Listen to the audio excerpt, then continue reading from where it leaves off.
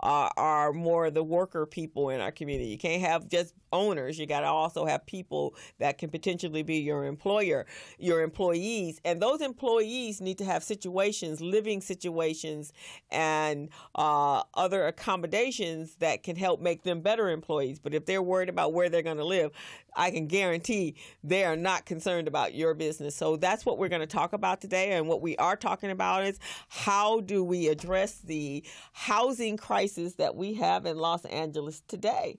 So we are happy to have Mr. Mel Wilson.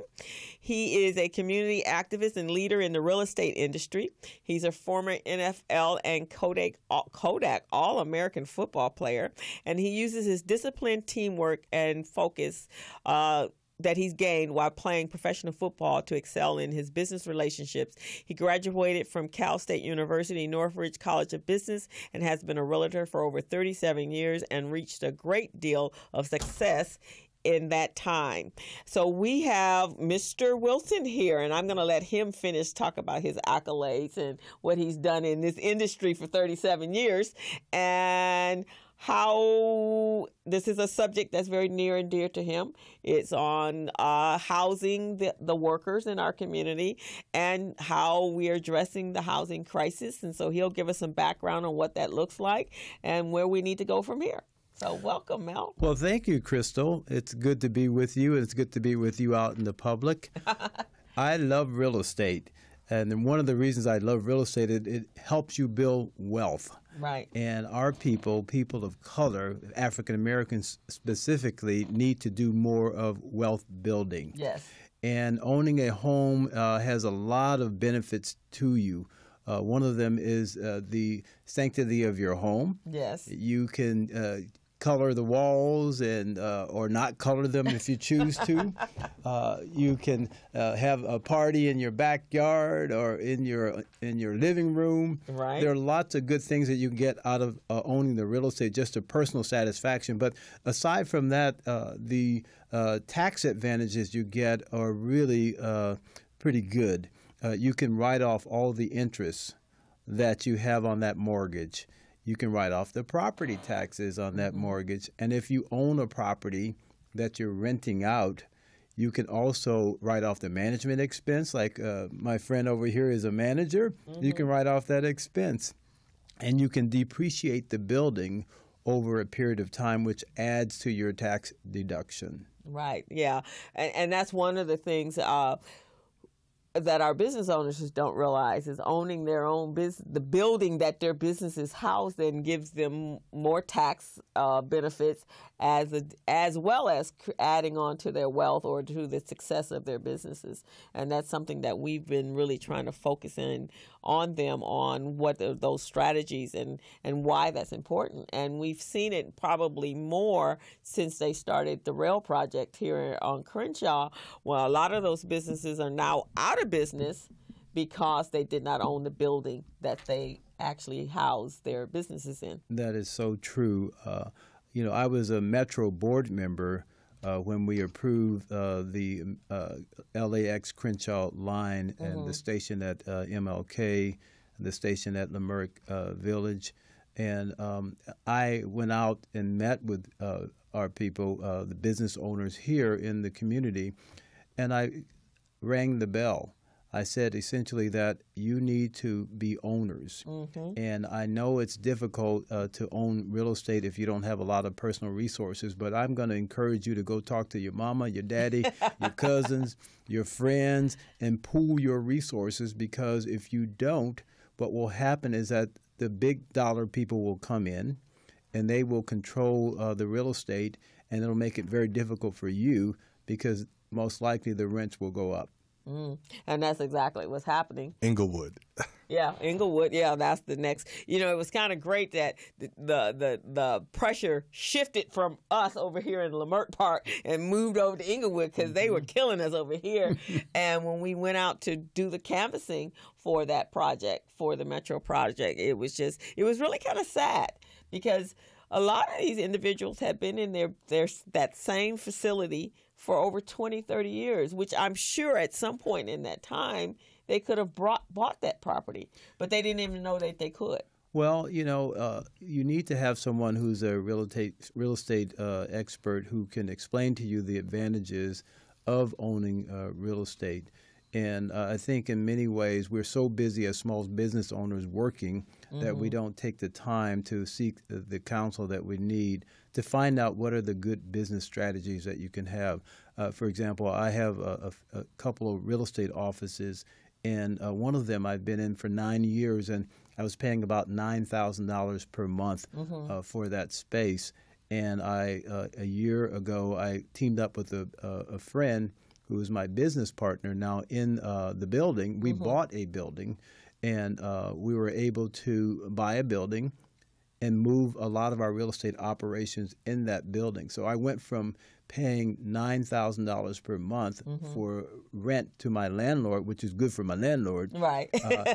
To paying $4,000 per month for the building that I own, and then I'm sharing half of that expense with my business partner. So in essence, it's costing me about $2,000 per month. So I saved all around.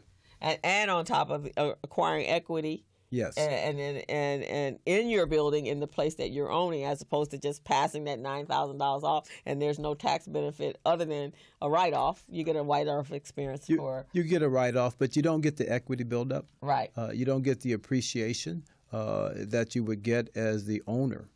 And it's an investment, so now you can use that vehicle to buy other property, right? That's correct. And then invest in other vehicles out there that can accumulate wealth. That is so true. And I still think there's still hope. So all of you listeners who are out in the community, don't give up. There is still hope for you to pool your resources, find a friend, a partner, or an investor who will go in with you and purchase a building.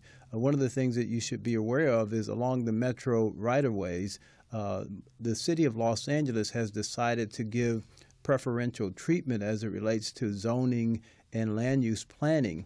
And so if your acquisition is within a half-a-mile distance from the rail corridor, you're in good shape because that's deemed to be a walkable distance. And so people will pay you a little bit higher rent to live near a metro alignment because they won't have to have the use of a car as much. Oh, wow. My brother-in-law has been looking for vehicles. He's about to retire from UCLA, and so his next venture is to, and one of the things that he does for you, he's the property manager at UCLA, and they for all of the housing for their students and for their staff as well. So that's where he wants to go into, and so he's looking for partnerships to go into so that they can invest in apartment buildings. Yes. I'm curious, Mel. Where did you invest where did you locate find your building? Well, can you elaborate on how that came about for you? Sure, I can. My main office is in Northridge, which is in the San Fernando Valley, and I bought a building in the city of San Fernando, which is a incorporated city. It's not a part of the city of Los Angeles. They have a slightly better tax treatment as well. And so we relocated our escrow department. We have an independent escrow, Alpha Omega Escrow, from Northridge to San Fernando. And the building there per square foot was significantly lower than it would have been in the Northridge area. Oh, okay. Fantastic. So, Mel, tell us about this forum that's coming up. Well, it's something that's a heartfelt thing for me. I've been concerned for a number of years with how do we house our workers. And what we're finding out is that the rents have been going at a much higher pace of increase than the wages. And we also have found out that when buyers are trying to buy a home today, in most cases, it's hard for them to compete because you need 20% down payment if you really want to compete. Now, there are programs that would allow you to put zero down if you're a veteran or 3.5% down if you will take advantage of the FHA program. But even with that, rents today for a one-bedroom apartment in the city of Los Angeles will start at about $1,400 per month. And the median price home in the Los Angeles area is close to $600,000 to buy. And so what we're finding is that the workers are having to drive long distances, anywhere from 1 hour to an hour and a half one way each day, just to get to a place that they can afford to live. And so that's clogging up our highways and our freeways and our roads, but it's also causing a lot of ill effects on the families. Many families are having to leave their kids at home unsupervised. And, you know, what happens when you're a youngster, you have lots of energy and you may find yourself getting into trouble if you don't have good supervision. And moreover, the parents are unable to participate in their kids' activities. Maybe they want to be on a soccer team or baseball or football or some other dance club. It's hard for a parent who's driving the freeway from downtown Los Angeles to Moreno Valley or from the San Fernando Valley to Lancaster or Palmdale to get to those activities. And so it was heavy on my heart. I began to pray about it, and I just said, you know, what can we do? What can we do? What is causing this acute housing shortage? I serve on the board of directors for the California Association of Realtors, and I looked at the research that they had compiled, and I also serve on the board of directors for the National Association of Realtors, and I serve on the research committee for those groups, and I just saw the numbers, and the numbers were pretty staggering. And so what I found is that in many cases, a middle-income family makes too much money to qualify for the subsidies, but they don't make enough money to qualify to purchase a home. And so I was looking at what's causing this. There's a shortage. There's a tremendous shortage. The State Department of Housing and Community Development last month released a draft report, a housing assessment report, and it said that in California in 2016, there were 80,000 homes that were built, which includes apartments and condominiums. But the demand for that, those homes and apartments and condominiums, is 180,000. Wow. So there's a tremendous gap. And so as I start digging deeper, I realized that there are some real stumbling blocks here, and one of them is government. In many ways, the government adds on too many layers to the contractor who's trying to build. Okay. There's a lot of uncertainty in when you buy a property and trying to get the zone change for the use of intense density, which would include raising the number of units you can have per acre. And then the other challenge we saw was that there are a lot of neighborhood advocates. And the neighborhood advocates are genuine in what they feel, but most of them are opposing development. And they're opposing it because they're concerned about an increase in traffic. They're concerned that when they drive in the front of their house that they can't even park on their own street. Which are some neighborhoods right? that are like that. Many neighborhoods are like that. And so they're upset and they're up in arms. And one of the reasons that they're up in arms is because they feel there's no integrity in the community planning process within the city of Los Angeles. And to a large extent, they have a valid case. In Los Angeles, for example, there are 35 community plans. And within that 35 community plans, 29 of them have not been updated in the last 15 years. Oh, wow. And it's typical for a plan to be updated every 5 years. So you can see neighborhood groups are really upset because they're not able to engage in the process of expanding the zoning where they can have more units, have planning for parking, planning for traffic. And so they're concerned, and all these things are creating a tremendous shortage.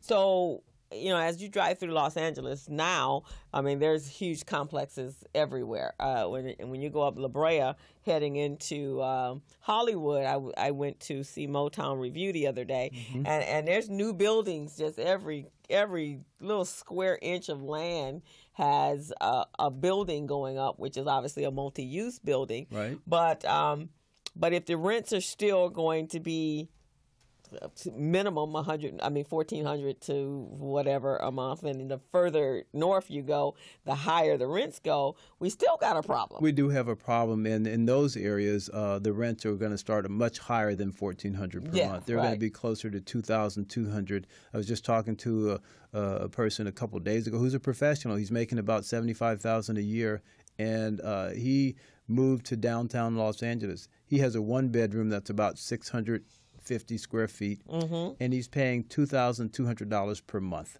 for a one-bedroom. And so a lot of the construction that's going on, you see all this development, it's for high-end. Right. And we're getting investors, and we're getting people who want to live in L.A. from all parts of the world. And many of them have more money than our community has. Exactly. And so they're able to pay these highway robbery rates. He said highway robbery rates. So, but at the same time, you drive, and I was actually shocked because this is the very first time. So when you're down in this area, and now those individuals that were homeless in the downtown area, they've been moved out, and now they're all over Figueroa. All over, I mean, they're Leimert Park. Leimert Park, Poor Park. But you see them more. But I was driving to Hollywood to the Pantages, and I was shocked because they're right on the outside of the studios are tents.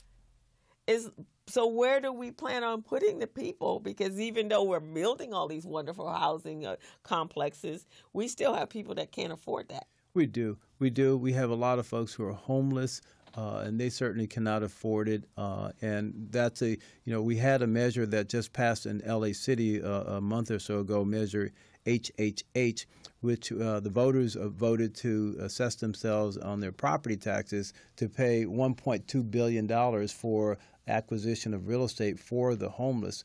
But, the challenge is more complex than just a house for a lot of the homeless. Many of the homeless, from what I've seen, are people who are not just folks who have lost their jobs. Many of them have mental illnesses that are not being treated properly. Some of them have drug addictions. And there are certainly a lot of families who are homeless, many more than we can imagine. We see the homeless as the folks who are hanging around the streets and the sidewalks with the tents. But the reality is that there are a lot more homeless who are families, many of them are women with their kids living on the streets. And I saw a report recently that showed that over 2,600 female veterans of the United States Armed Forces are homeless today on L.A. streets. Right, because their money doesn't go as far as what rent would, and if it did, it's paying just rent. So now you don't have food, you don't have utilities, you don't have phones. There's no quality of life. You're just paying for a building to live in it, but you can't even maintain the lights and the gas to stay in it, right? So that's, we got to have there's got to be some program. Now, let me ask this question. I thought that there were some large, when you built these large apartment complexes, especially if you were getting funding from HUD, that there had to be a certain amount of them allocated to low-income housing. Well, if you are applying for a subsidy from the HUD, the Housing and Urban Development, or from the state of California, then yes, you need to set aside a percentage of those units that you're building for the middle and low income. It's actually less than the middle. It's the low income individuals. And so one of the things is if you are trying to get a tax credit for the benefit of building these additional units, for every extra unit that you get a permission to build, you have to set aside, I think, like 10 to 15% of those units for the low and the very low income. But a lot of the units that are being built today are not those projects. They are private sector people who are putting in their money, and they are not having to restrict their rents at all. They're getting whatever the market will bear. And the only real solution that I see, Crystal, in solving this problem is all of us have to sit down together and try to figure out what is our part in this. Neighborhood groups who are opposing developments, and it happens here right up and down Crenshaw Boulevard too. So it's not just in other parts of the the more, and I think all around here, there's some very expensive housing. If you look on View Park, Ladera, you look at Windsor Hills, those are very expensive homes. Baldwin Hills, very expensive real estate. And so a lot of the folks who live in those hills are saying, we don't want any more. We don't want any more. We don't want any of those low-income housing developments. And I can't blame them because it needs to be spread out. Yeah, it does need to be spread out. And what's been happening is that it's been coming to one concentrated area. And in many areas, it's the minorities who live there. And instead of them spreading it out over areas like Brentwood and Westwood and places like that, they're concentrating them into the areas where our people live.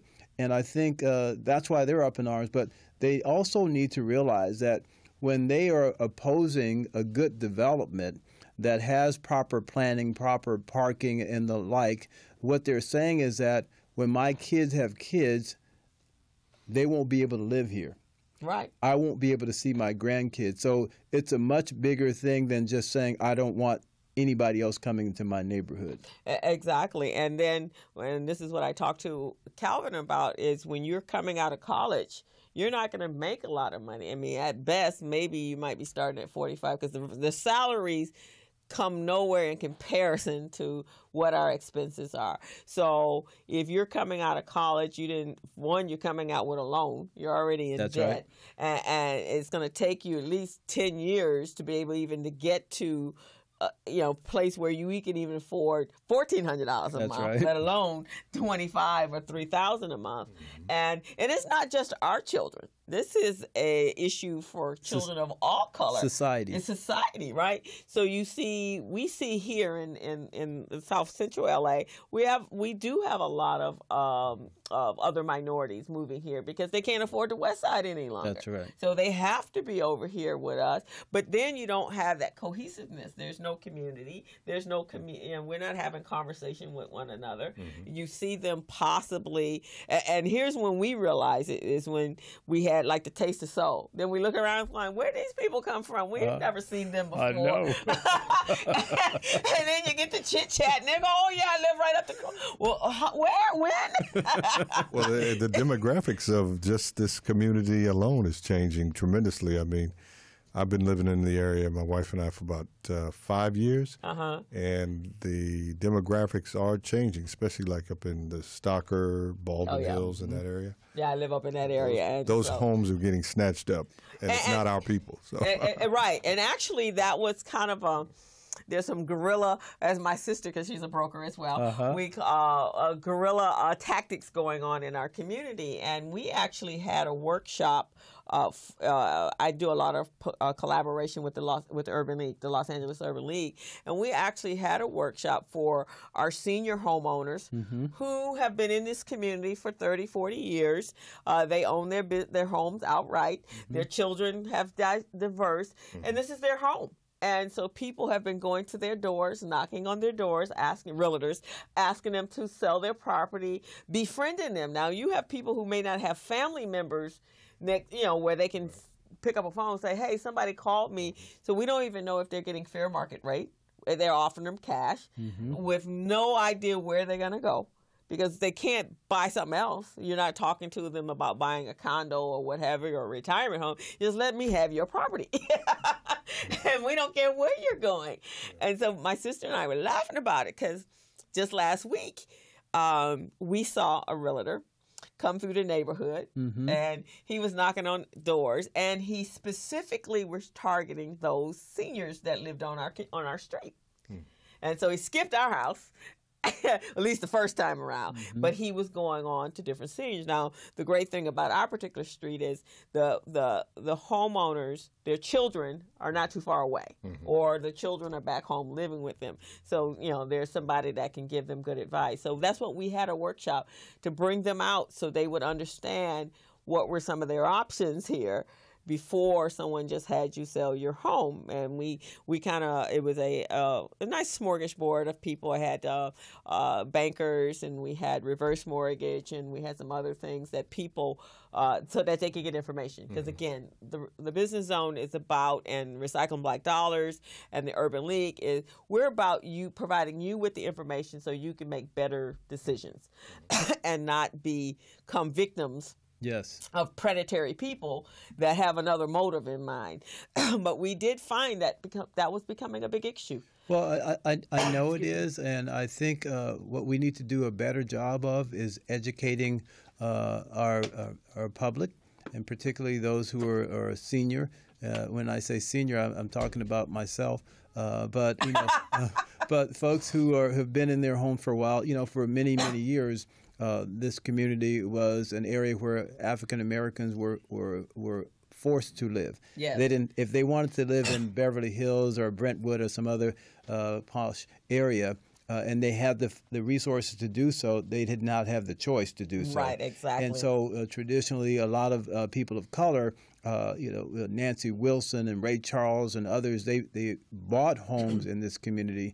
And so a lot of the professional African Americans bought home in the Crenshaw corridor. And what I found as I did some research, this is the most affluent African American population in the United States, right here in these communities that we are near the Crenshaw corridor.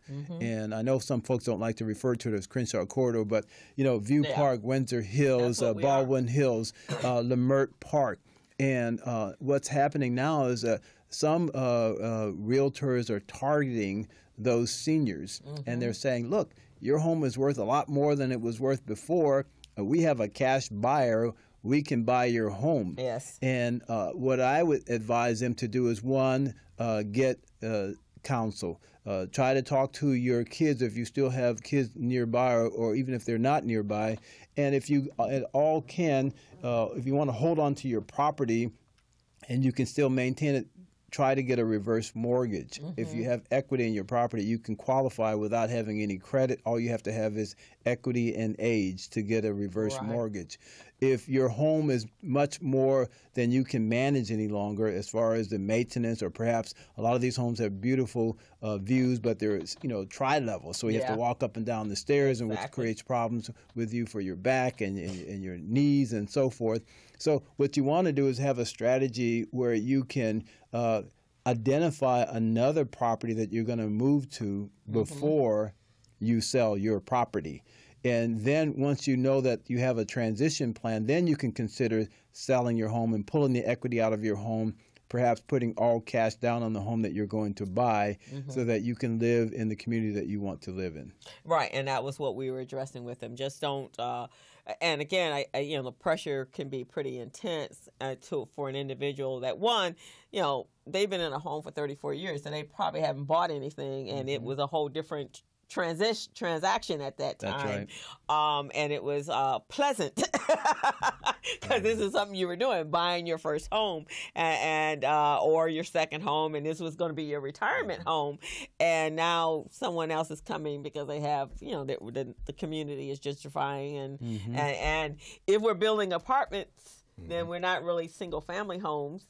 But you know, you can only raise so many children in an apartment. And so we got to figure out. So I assume the housing forum that you're going to have, is going to address some of those issues? It will. And what we're doing is we're putting together a number of the stakeholders. We have folks who are neighborhood advocates who we want to educate. We have policymakers, city council members of some of the cities within our region who will be there. We have folks from the public health agencies who will be there to talk about the health impact and the negative impacts on a social basis for people being so far away from their home and from their kids for such a long period of time. We'll have the labor unions there, the Local 300 business manager will be there. SEIU, which is a large labor union for the City of Los Angeles employees, will be participants. Fannie Mae. Some of the lenders that are active in this market will be there as well. And what we're hoping to do is have a roundtable discussion in each of these breakout groups. And I am so excited that we have you, Crystal Mitchell, that you will be there as one of our participants to talk about how we can address some of these concerns. And also, I want you, if you can enlighten folks about how we can recycle some of the black dollars back into our own community, because I'll tell you, owning real estate is one of the greatest wealth builders our nation has ever created. I am in complete agreement, and I am very honored that you reached out to me. So before I address that, we're going to go to a break. But before that happens, I want you guys to know that the Housing Our Workers Forum is Wednesday, February 8th from 8:30 a.m. to 4 p.m. It's at the Airtel Plaza Hotel at 7277 Valjean Avenue in Van Nuys. And you can RSVP with Jazz Marie at mwilsonrealtors.com. I will put that on our website, the Business Zone website. I will also put that on Recycling Black Dollars and the Business Zone and my own Facebook page. So I think you want to come out to this because this is an issue that's in Los Angeles that needs to be addressed. It affects all of us. It affects those that are still in their homes. It affects our children. It affects anyone that's living in the city. And when we look outside our doors and there's people living on the street. Yes. And that could be anybody that doesn't have a sizable bank account to protect themselves or investments or family members.